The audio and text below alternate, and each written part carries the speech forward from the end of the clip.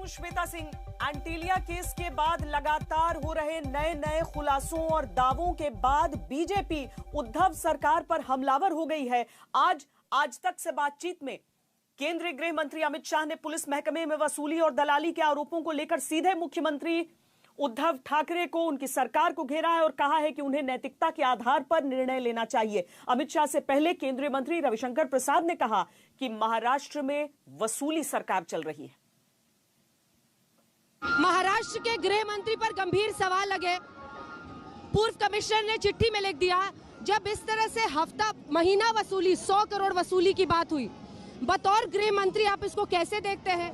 Devendra Fadnavis home secretary से भी मिल रहे हैं। क्या केंद्र सरकार हस्तक्षेप कर सकती है? और पुलिस पर ऐसा आरोप लगना कि महीना वसूली करते थे, इस पर बतौर गृह मंत्री आप क्या कहेंगे? देखिए, अब सिर्फ पुलिस कमिश्नर का सवाल नहीं है और कुछ अफसरों ने भी चिट्ठी लिखी है। मैं कैंपेन में हूँ, मैं देवेंद्र जी जो भेजेंगे उसको आराम से देखेंगे, मगर ये नैतिकता का सवाल है और मेरा मानना है महाराष्ट्र सरकार ने नैतिकता बतानी चाहिए। क्या करना चाहिए? आपको लगता है गृह मंत्री को हटाना चाहिए? सर, मैं मुख्यमंत्री को कोई सलाह देना नहीं चाहता, मगर नैतिकता का कॉल उन्होंने लेना चाहिए। महाराष्ट्र में मित्रों जो हो रहा है वो विकास नहीं है, वो वसूली है। परसों अपने पटना के प्रेस में मैंने कहा था कि ये महा लूट अगाड़ी है। अब उसमें थोड़ा सा परिवर्तन किया कि महा वसूली अगाड़ी भी है। इतने बड़े महाराष्ट्र, ऐसे बड़े प्रदेश में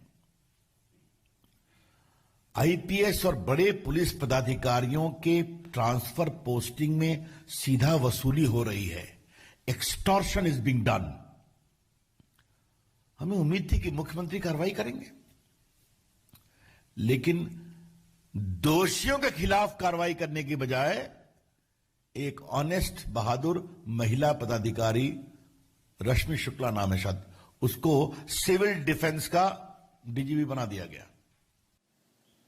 उद्धव सरकार पर इस जोरदार प्रहार के पहले महाराष्ट्र के पूर्व मुख्यमंत्री देवेंद्र फडणवीस ने पूर्व इंटेलिजेंस कमिश्नर रश्मि शुक्ला की रिपोर्ट के आधार पर दावा किया है कि वहां पुलिस अफसरों की ट्रांसफर पोस्टिंग में दलाली का नेटवर्क चलता है। यह रिपोर्ट अगस्त 2020 में राज्य के डीजीपी को सौंपी गई थी। हालांकि महाराष्ट्र सरकार ने दलाली नेटवर्क के आरोपों को झूठा कहा है और जिन रश्मि शुक्ला की रिपोर्ट को आधार बनाया गया है उन्हें अब बीजेपी की एजेंट कह दिया है। हालांकि इस आर पार के बीच महाराष्ट्र के गृह मंत्री अनिल देशमुख पर दबाव बढ़ता जा रहा है। फडणवीस ने आज एक बार फिर फरवरी में देशमुख के आइसोलेशन में होने के दावे को झुठलाया है।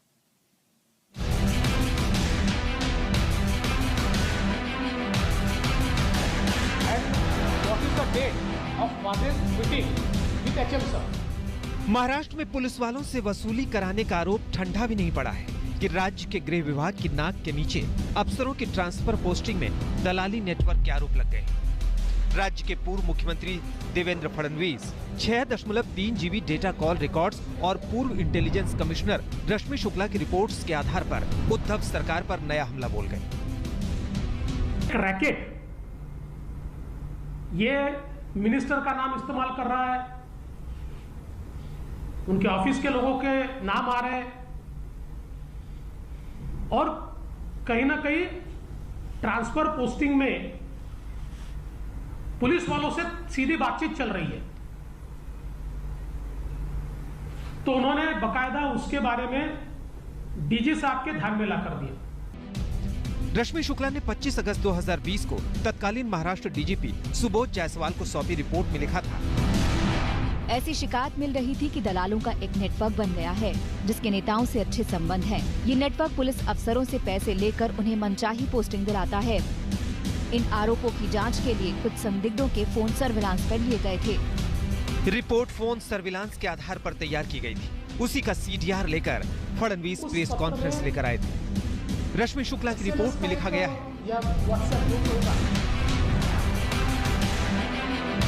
सर्विलांस से जो जानकारी मिली उससे पता चला कि दलाली नेटवर्क वाले आरोपों में दम था। सर्विलांस से ये भी पता चला कि इस दलाली नेटवर्क की कई रसूखदार लोगों से फोन पर बातचीत होती थी और पुलिस महकमे में नीचे से ऊपर तक के कई अफसर इनके संपर्क में थे।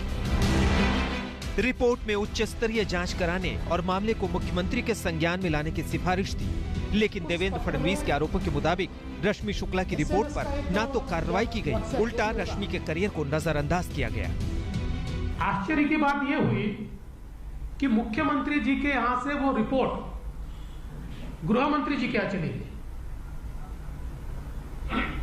और उसके बाद इसके ऊपर कार्रवाई होना दूर, कार्रवाई किस पर हुई? कार्रवाई हुई कमिश्नर इंटेलिजेंस पे। कैसे हुई? तो पहले कमिश्नर इंटेलिजेंस को, वो सीनियर मोस्ट थी, डीजी का उनका प्रमोशन था, उनका डीजी का प्रमोशन रोक दिया गया और उनके नीचे वालों को एडवांस प्रमोशन दिया गया। ट्रांसफर पोस्टिंग में दलाली के आरोपों के बाद महाराष्ट्र की राजनीति में नए सिरे से बवाल होना तय है। रश्मि को बीजेपी का एजेंट बताते हुए महाराष्ट्र सरकार ने फडणवीस के आरोपों को झूठा कहा है। हमें लगता है ये सारे षड्यंत्रकारी रिपोर्ट भी है और रश्मि शुक्ला जी ने किसी का भी फोन परमिशन लेके टैप नहीं किया। इलीगल फोन टैपिंग करने का काम वे करती थी। उसी के आधार पे निराधार रिपोर्ट उन्होंने तैयार की। लेकिन जब महाराष्ट्र में महाराष्ट्र विकास आघाड़ी की सरकार बन रही थी तो रश्मि शुक्ला इलीगली सारे नेताओं के फोन टैप कर रही थी। उसकी भी जानकारी सरकार के पास है। उनकी लॉयल्टी बीजेपी के साथ है, इसलिए केंद्र में उनको बुला लिया गया। महाराष्ट्र सरकार की दलीलों के बावजूद राज्य के गृह मंत्री अनिल देशमुख की मुसीबतें बढ़ती जा रही हैं। फरवरी में देशमुख के क्वारंटीन होने के दावे को बीजेपी ने कल ही झुठलाने की कोशिश की थी। फडणवीस अब कथित क्वारंटीन पीरियड में देशमुख के कार्यक्रमों का ब्यौरा सामने रख रहे हैं। देशमुख 15 फरवरी को प्राइवेट जेट से मुंबई आए थे। 17 फरवरी को 3 बजे मुंबई के सह्याद्री गेस्ट हाउस आए। 24 फरवरी को महाराष्ट्र के गृह मंत्रालय गए थे। गौरतलब है कि पूर्व पुलिस कमिश्नर परमबीर सिंह के आरोपों के बाद एनसीपी प्रमुख शरद पवार ने कहा था कि देशमुख क्वारंटीन थे तो निलंबित एपीआई सचिन वाजे से कैसे मिल सकते थे। मुंबई से साहिल जोशी और दिल्ली से तंसीम हैदर के साथ आज तक ब्यूरो। चलिए हम दंगल में चर्चा की शुरुआत करते हैं। इस समय हमारे साथ भारतीय जनता पार्टी के प्रवक्ता प्रेम शुक्ला जुड़ रहे हैं, क्लाइडो क्रास्टो जो कि प्रवक्ता हैं एनसीपी के, किशोर तिवारी शिवसेना के नेता और पीके जैन पूर्व एडीजीपी महाराष्ट्र। सबसे पहले तिवारी जी मैं आपके पास और आपसे सवाल पूछना चाहूंगी कि कोई भी अगर एक सवाल उठा देता है, एक चिट्ठी लिख देता है, अगर यही कह देता है कि जांच होनी चाहिए, तो वो किसी दूसरी पार्टी का एजेंट कैसे हो जाता है? क्या इस तरह की चिट्ठी को गंभीरता से नहीं लेना चाहिए?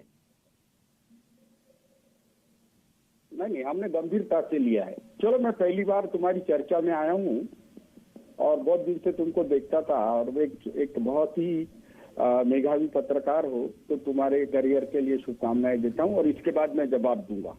अब देखिए, रश्मि शुक्ला जी ने जिनके फोन टैप किए और जिनका नाम उस लेटर में है, वो लोगों को 2017 में भी दलाली के आरोप में अरेस्ट किया गया है। अब मैं स्पष्ट करूं कि बीजेपी के वक्त तो कांस्टेबल लोगों के दलाली की भी ली जाती थी और नेताओं को तो अधिकारी मिलके मनपसंद पोस्टिंग लेते हैं।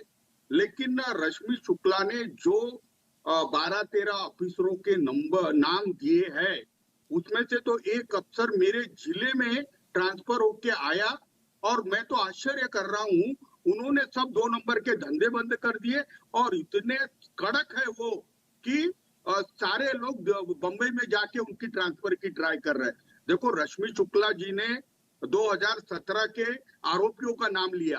देखो, 15, 16, 17 के अंदर बड़ी वसूली हुई थी।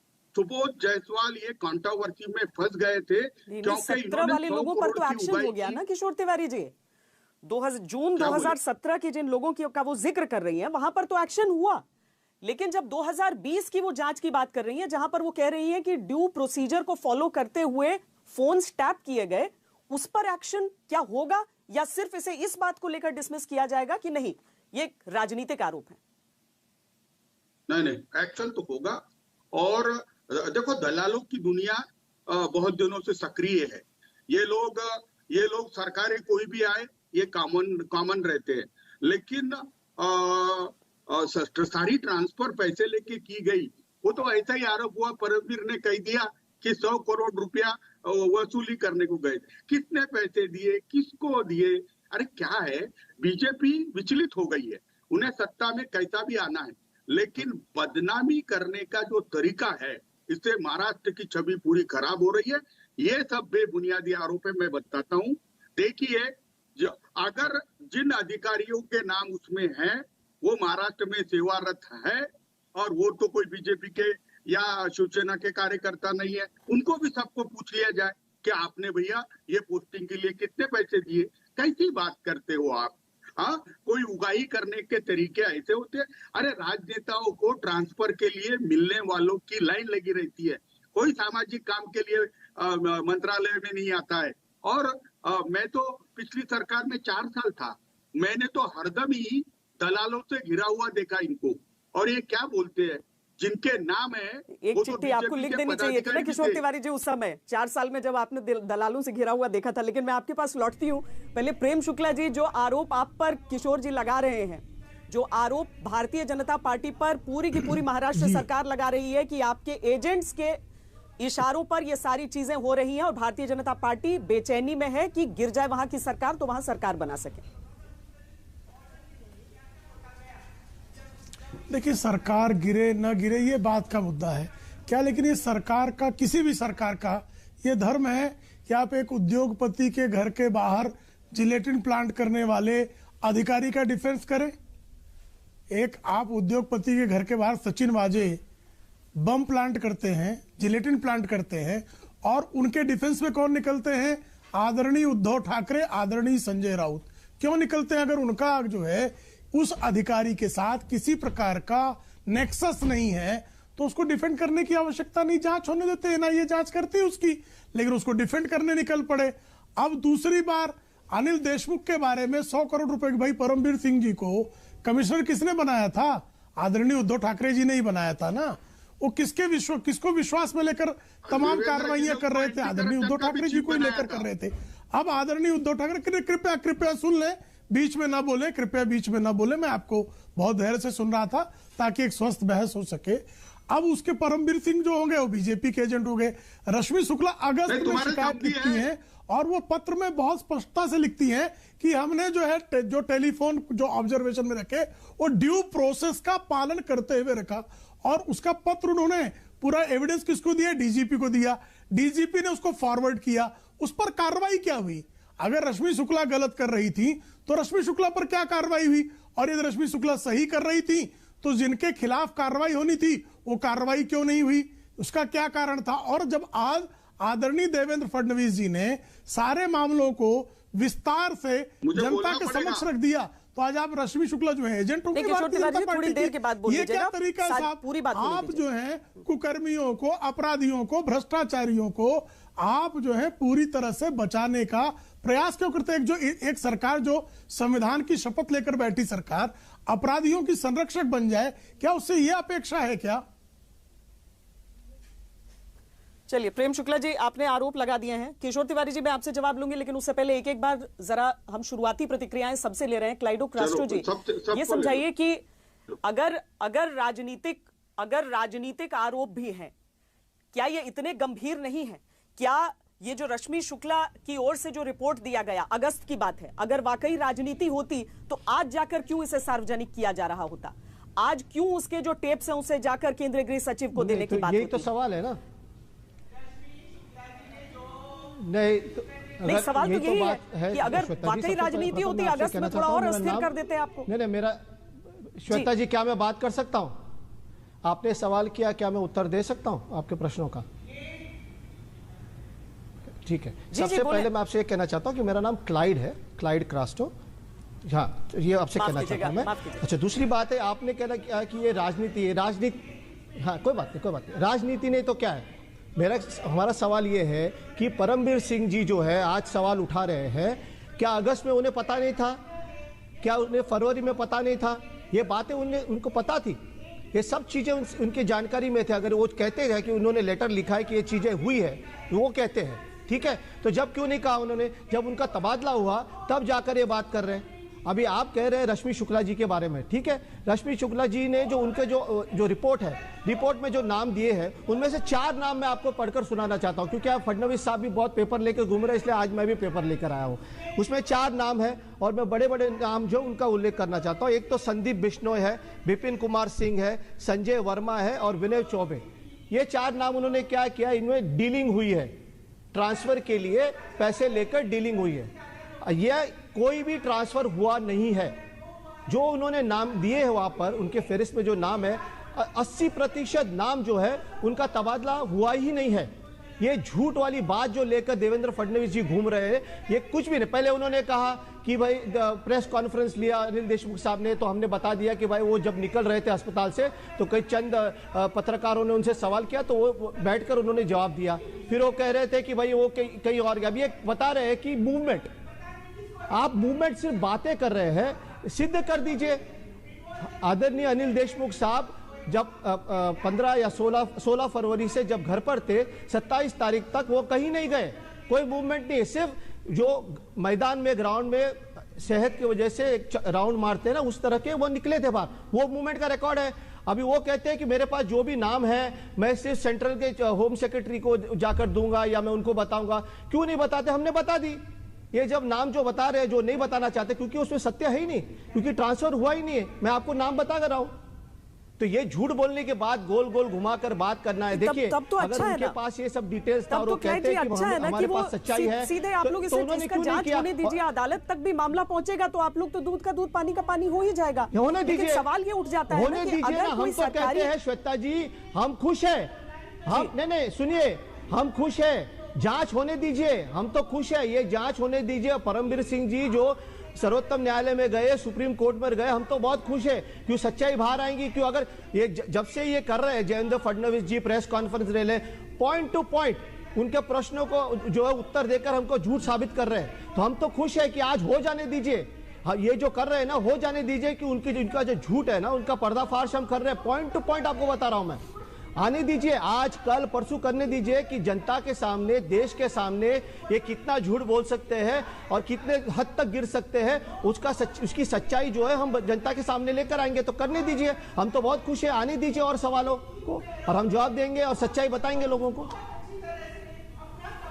चलिए, महाराष्ट्र के पूर्व एडीजीपी पीके जैन भी हमारे साथ इस समय जुड़े हुए हैं। जैन साहब, ये समझाइए कि ये सब कुछ जो चल रहा है, लोगों को लगता था कि मुंबई से सिर्फ फिल्में निकलती हैं, लेकिन मुझे लगता है कि फिल्मों का इंस्पिरेशन ज्यादा निकलता है।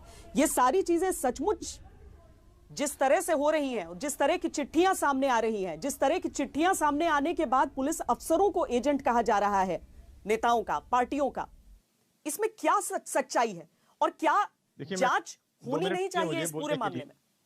मुझे 2 मिनट बोलने के लिए दीजिए। देखिए, रश्मि शुक्ला जो है वो बहुत ही बेहद प्रामाणिक और एफिशिएंट अधिकारी हैं। उनकी ऑनेस्टी के बारे में किसी के मन में कोई संदिग्धता नहीं होनी चाहिए। अगर उन्होंने अगस्त महीने में एक चिट्ठी अपने डीजीपी को लिखी थी जो प्रॉपर चैनल से सरकार के पास पहुंची, तो उस चिट्ठी के ऊपर अगस्त से लेके आज तक क्या कार्रवाई की गई? सरकार ने कोई जांच बिठाई क्या उसके ऊपर? कोई ऑफेंस दाखिल किया क्या? उन्होंने बड़ा क्लियरली, मैंने भी वो पूरी चिट्ठी पढ़ी है जो आज मीडिया में घूम रही है, उसमें बड़ा क्लियरली लिखा है कि पूरे ट्रांसक्रिप्ट हमारे पास में सील्ड एनवेलप में हमारे पास में रिजर्व रखे हुए हैं। सरकार ने अगर कोई जांच की होती तो पता चल जाता इसमें एजेंट कौन है, उन एजेंट के आगे कनेक्शन क्या क्या है, कहां पैसा जाता था, कहां नहीं जाता था, जो भी चीजें थी वो स्पष्ट सामने आ जाती, लेकिन उसकी कोई जांच नहीं की गई। आज परमवीर सिंह ने यह मामला उजागर कर दिया, इसलिए जांच की बात चल रही है। रश्मि शुक्ला को बीजेपी का एजेंट बोला जा रहा है।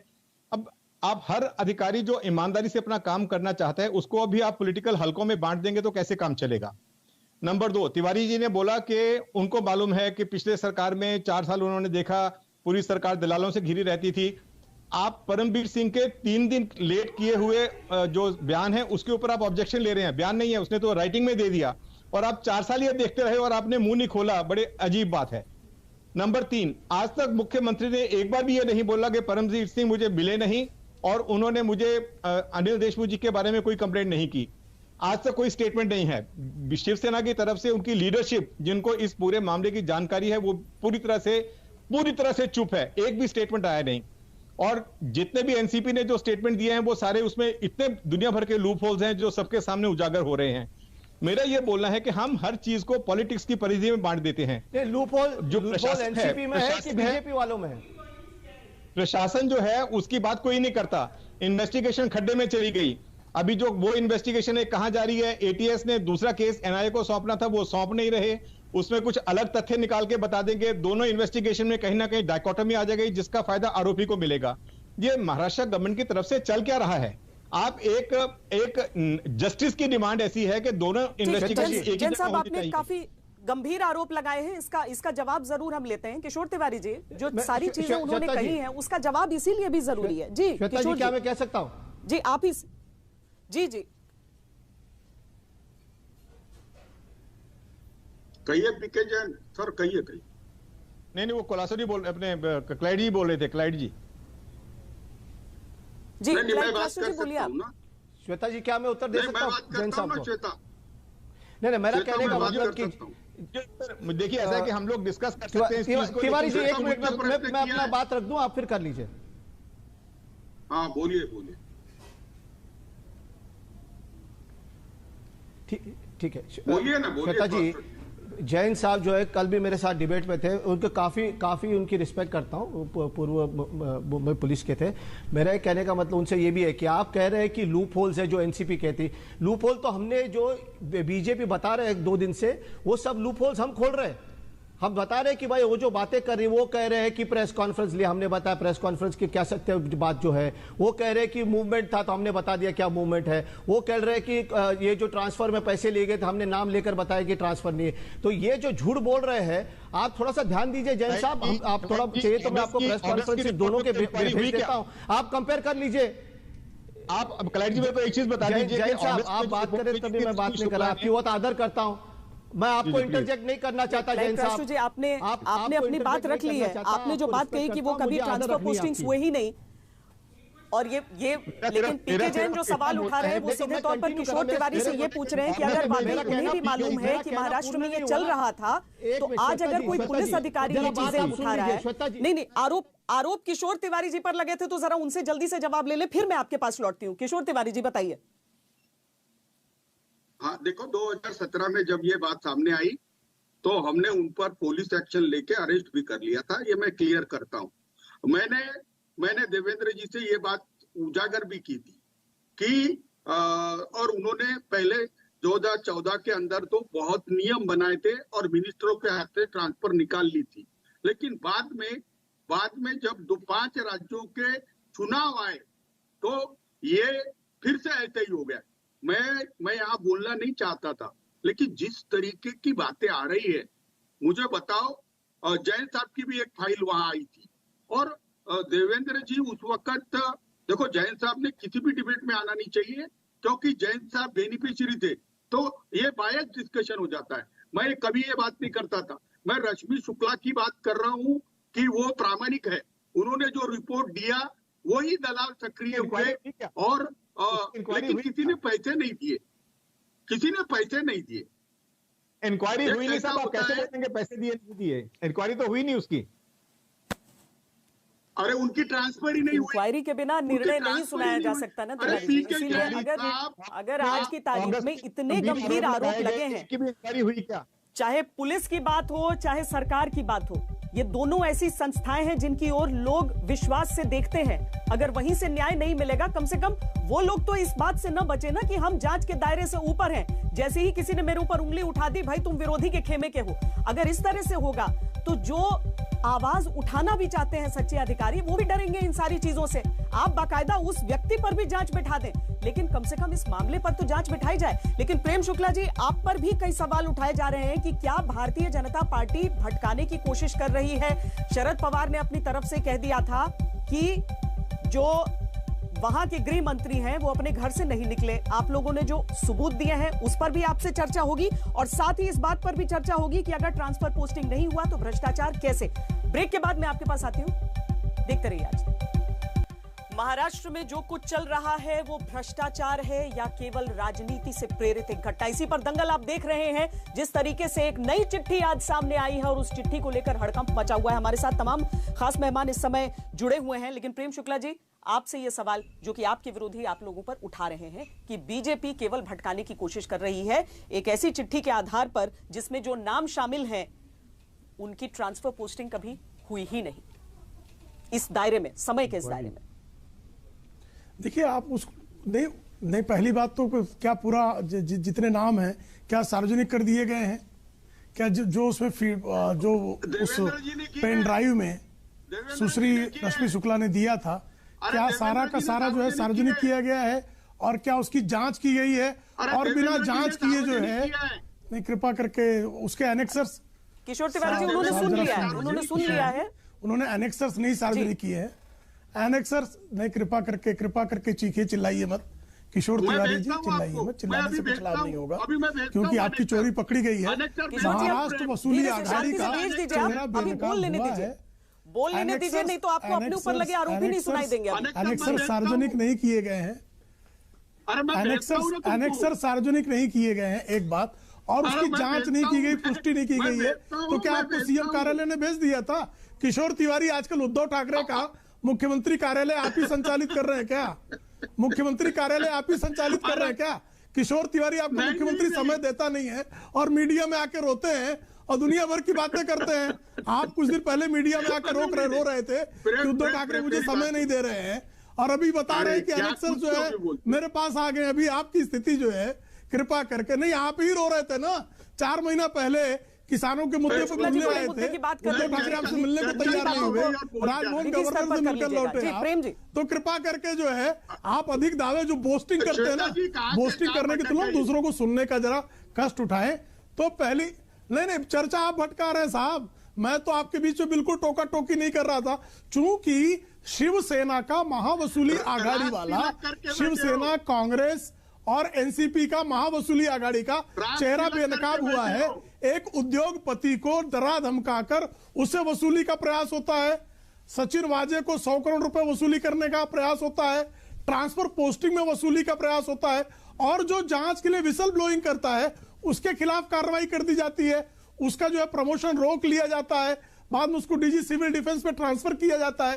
तो आपने लगातार अपराधियों को बचाने का, जो उद्धव ठाकरे जी के नेतृत्व में अपराध हो रहा है, उस अपराध को बेनकाब कर देना, यह भ्रमित करना नहीं है, बल्कि अपराध को बेनकाब करना, अपराधियों को बेनकाब करना, यह विपक्ष का दायित्व है। और विपक्ष का दायित्व का भली भांति निर्वाह भारतीय जनता पार्टी और आदरणीय देवेंद्र फडणवीस जी कर रहे हैं।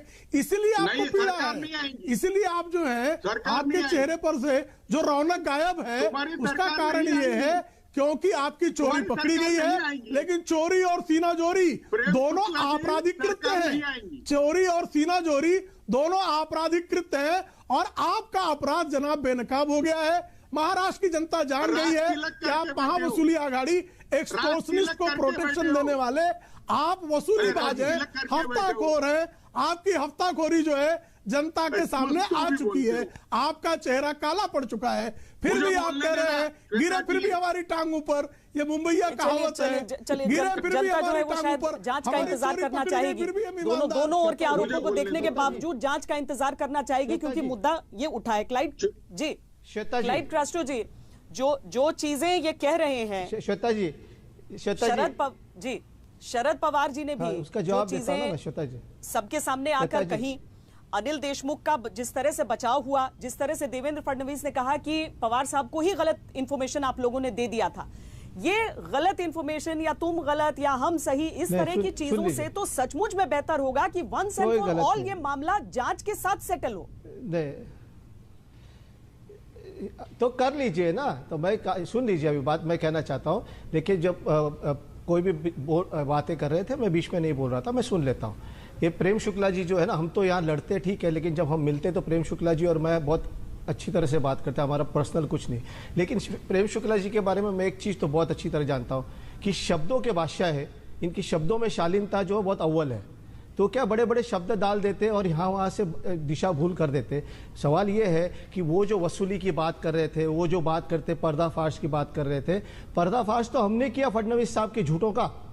वो जो झूठ बोल रहे थे उसका पर्दाफाश हमने किया है। तो मैं तो कहता हूँ फडणवीस जी रोज प्रेस कॉन्फ्रेंस ले, रोज बातें करे, रोज झूठ बोले ताकि हम पर्दाफाश करें। थोड़ी बातचीत करते नहीं तो करने दीजिए रोज। हम तो नहीं श्वेता जी, आप इतने वरिष्ठ पत्रकार हैं, आपके चैनल ने दिखाया कि वो जो अस्पताल के लॉन में बैठकर कर रहे थे, आपके रिपोर्टर ने बताया कि भाई वो सवाल कर रहे थे, पत्रकार जा रहे थे, जब सवाल किया तो बैठे, और आप अभी कह रहे हैं कि पत्रकार परिषद क्या। श्वेता जी आप नहीं, श्वेता जी, आप इतने वरिष्ठ पत्रकार हैं, आपको पता है प्रेस कॉन्फ्रेंस में और नॉर्मल टिक टैक में क्या फर्क होता है, आपको पता है। आप उस दिशा में नहीं जाइए तो अपना हमारा डिबेट अगली तरफ चले जाएगा।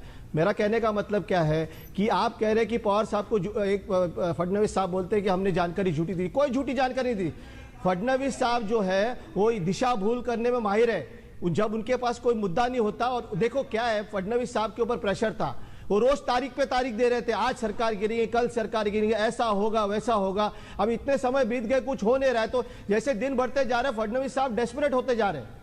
लेकिन ऐसे कोई आसान काम नहीं कि भाई सरकार गिरा दिया, ये कह दिया, वो कह दिया। नहीं, हम तीनों मिलकर ये सरकार चलाएंगे, 5 साल चलाएंगे, और मैं, आप और प्रेम शुक्ला जी ऐसी डिबेट पर आएंगे और चर्चा करते रहेंगे 5 साल तक, कोई तकलीफ नहीं होने वाली है।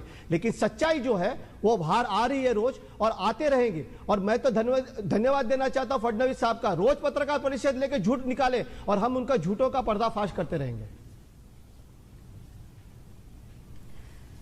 जैन साहब, श्वेता जी, मैं सिर्फ इतना जिस तरह से विसल ब्लोअर को टारगेट करने की बात, चार्टर फ्लाइट का जो मैनिफेस्ट दिया, वो मैनिफेस्ट सही है कि नहीं है? अनिल देशमुख जिस काल में कहा जा रहा है, जिस काल में कहा गया, सही है ना? बस मुझे 10 सेकंड, सही है मेरे भाई, श्वेता जी 10 सेकंड, श्वेता जी 10 सेकंड, नहीं कृपा करके मुझे बताइए ना, जब आप कह रहे थे क्वारंटाइन है, क्वारंटाइन पीरियड में आप एयर ट्रैवल की परमिशन कब दे दी आपने? क्वारंटाइन पीरियड में एक मंत्री को आपने ट्रैवल की परमिशन कैसे दे दी? ये कोविड नियमों का उल्लंघन है कि नहीं है? आप क्वारंटाइन पीरियड में आप किसी को ट्रैवल करने का परमिशन दे सकते हैं क्या? और किसी अस्पताल में जो कोविड में कोई एडमिट हो, वो प्रेस कॉन्फ्रेंस कर सकता है क्या? ये भी बता दीजिए। और वो लगातार लोगों से क्वारंटाइन पीरियड में अधिकारियों से मिल सकता है क्या? वो सह्याद्री गेस्ट हाउस जा सकता है क्या? ये सवाल भी पैदा होते हैं ना। सह्याद्री गेस्ट हाउस एक आदमी क्वारंटाइन पीरियड में कैसे गया? क्वारंटाइन पीरियड में उसने विमान प्रवास कैसे किया? प्रेम शुक्ला जी, आपने अपना पॉइंट रख दिया है, आपने अपना पॉइंट रख दिया है। देखिए, ये दो बहुत अलग अलग चीजें हो रही हैं। जी जी राष्ट्र जी बताइए, लेकिन सीधे तौर पर जिस टाइम फ्रेम की बात हो रही है, उस समय कोविड नियम बहुत सख्त थे क्वारंटीन को लेकर। सुनिए, नहीं, सुन लीजिए। प्रेम भाई तो मेरे अच्छे मित्र है, वो हमेशा सवाल करते, मेरा फायदा होता है। सुन लीजिए, पहली बात तो मैंने प्रेस कॉन्फ्रेंस हुआ नहीं, उसकी बात जो है वो एकदम स्पष्ट तरीके से बताई, और ये कोलैबोरेटिव फैक्ट है, वीडियो का है। दूसरी बात ये कहते हैं क्वारंटाइन पीरियड में चार्टर्ड फ्लाइट में आए थे, मेडिकल ग्राउंड्स पे उन्हें कहा गया था कि आप मुंबई जाइए। वो भी हमारे पास लेटर है, सब कुछ हमने पब्लिक डोमेन में किया है। प्रेम शुक्ला जी को बोले इतना होमवर्क कर रहे ना, या फिर फडणवीस साहब जो शेरलॉक होम्स की तरह आजकल आपके दोस्त हैं, आप कह दीजिएगा। हम जरा किशोर तिवारी को भी जोड़ लेते हैं इस चर्चा में, बहुत देर से कुछ कहना चाह रहे हैं। तिवारी जी बोलिए। हाँ, मुझे बताइए, जिस फ्लाइट में जो उनके साथ जो साथी है, वो सारे क्या डॉक्टर्स हैं क्या? उनके साथ जो साथी ट्रैवल कर रहे हैं? जी प्रेम शुक्ला जी एक मिनट। मेडिकल ग्राउंड्स पर बम्बई आए थे, मेडिकल ग्राउंड्स पे उन्हें बम्बई आना पड़ा। ये आज आप कर लीजिए जाके, थोड़ा सा आप भी शेरलॉक होम्स बन जाइए। लेकिन वो स्टेटमेंट में तो नागपुर में मेरी बात सुन लीजिए श्वेता जी, 1 मिनट बोलना। हम तो शेरलॉक होम्स बन जाएंगे, आप दाऊद इब्राहिम। नहीं, नागपुर में नहीं थे, नागपुर में नहीं। प्रेम शुक्ला जी, क्लाइड कास्ट्रो जी, आप दोनों ने अपनी दोस्ती का बहुत दम भरा है। हम चाहेंगे कि उस दोस्ती की इज्जत रखते हुए जरा किशोर तिवारी जी को बोल लेने दीजिए। अभी काफी देर से नहीं बोलिए किशोर जी। देखो श्वेता जी, क्या है, जो अत्यंत गोपनीय पत्र है, वो पत्र विपक्ष के नेता के पास आता है। अत्यंत गोपनीय सीडीआर विपक्ष के नेता के पास आता है।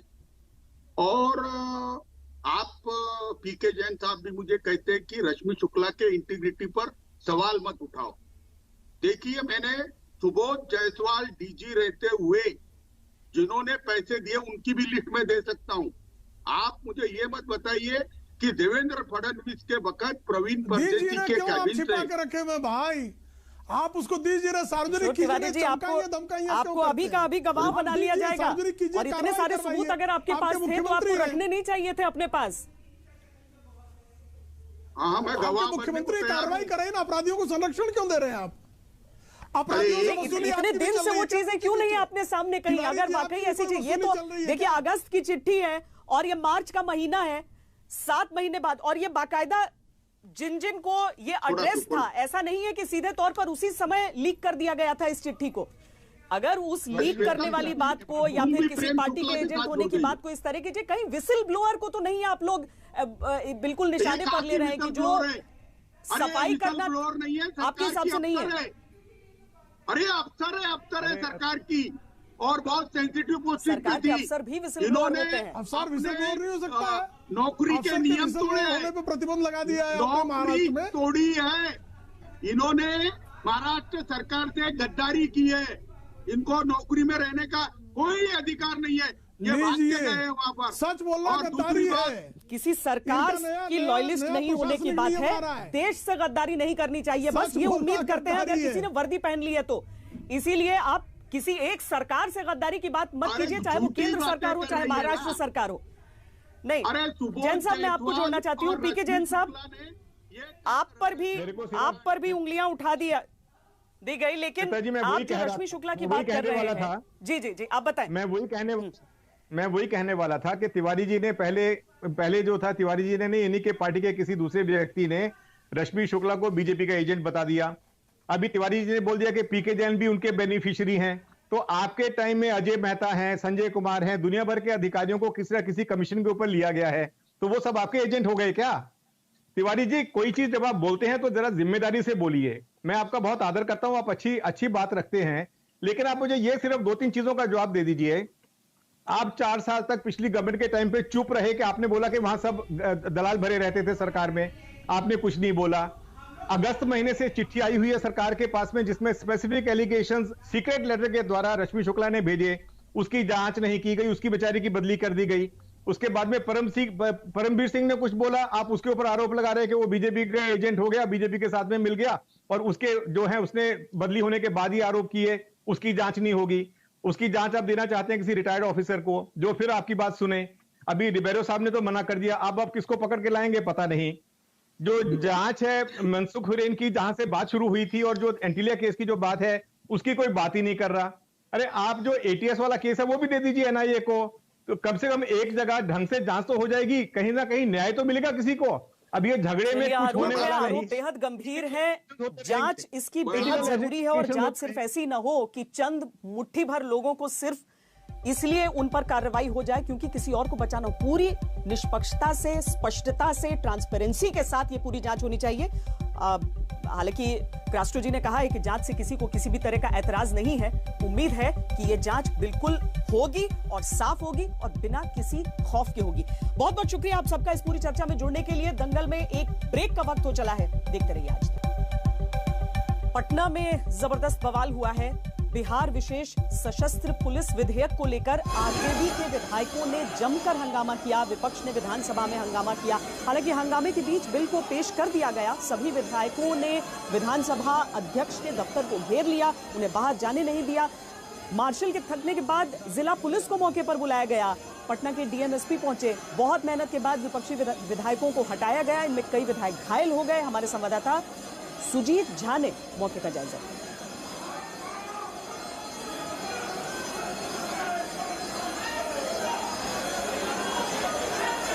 बिहार विधानसभा में इस तरह का दृश्य पहले कभी नहीं देखा गया था कि जब विधानसभा अध्यक्ष को उनके कक्ष से न निकलने दिया जाए। आज सदन 4:30 बजे तक के लिए स्थगित हुआ था, लेकिन विपक्ष के सारे विधायक घेरा बना के उनके चेम्बर के बाहर खड़े रहे और उनको निकलने नहीं दिया गया। लगातार जो है कोशिश की जा रही है। पहले मार्शल के द्वारा कोशिश की गई, उसके बाद से जिला प्रशासन को इसके लिए खबर दी गई। पहली बार पटना के डीएम और एसपी को बुलाया गया है अध्यक्ष को रेस्क्यू करने के लिए, ताकि वो अपने कक्ष से निकलकर सदन में जा सके।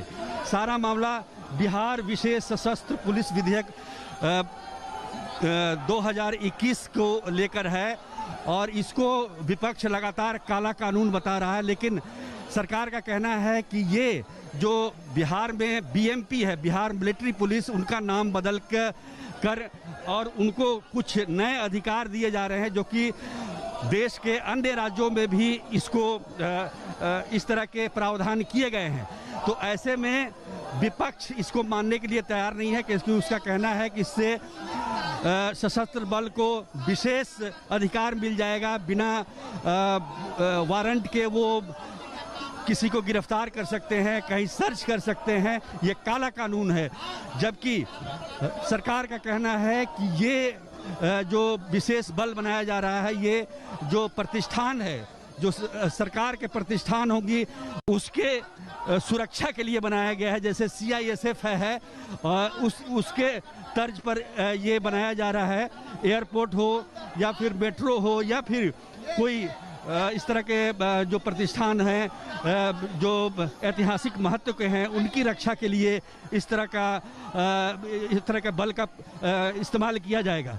लेकिन विपक्ष इसको मानने के लिए तैयार नहीं है। बिल पेश हो चुका है सदन में, लेकिन उसको पास कराना अभी बाकी है। दंगल में आज के लिए इतना ही। देश और दुनिया की बाकी खबरों के लिए आप देखते रहिए आज तक। नमस्कार, मैं हूं अंजना ओम कश्यप। हमें उम्मीद है ये वीडियो आपको पसंद आया होगा।